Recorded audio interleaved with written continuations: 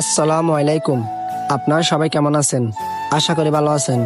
তো আপনার জন্য আবার একটা নতুন ভিডিও নিয়ে চলে আসলাম। তো আজকের ভিডিওটা হচ্ছে যে একজন ভাই আমাদের ভিডিও দেখে 3 মাস বয়সী টাইগার মুরগিগুলো যেগুলো আছে ওইগুলো নেওয়ার জন্য চলে আসছে হাটাজারির পরে বাসিরি আছে যে বাসিরি থেকে। তো ভাই লজ্জা পাইতেছে, ওই জন্য বাইকে ভিডিও করতে হয় নাই। বাইকে আমরা ভিডিওর শেষে দেখাবো, আপনারা ভিডিওটা সম্পূর্ণ দেখুন।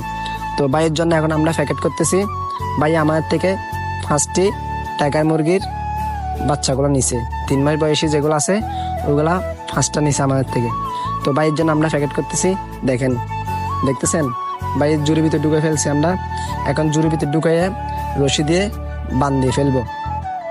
তো ভাই আমার থেকে 5টি টাইগার মুরগি নিছে, তারপর হচ্ছে যে 2 কেজি খাবার নিছে।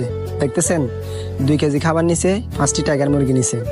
তো এখন দেখেন বাইকে, এটা হচ্ছে আমাদের সেই কাস্টমার যে আসছে বাসিটি থেকে। তো ভাই লজ্জা পাইতেছে, ওই জন্য বাইকে ভিডিও করতে হয় নাই।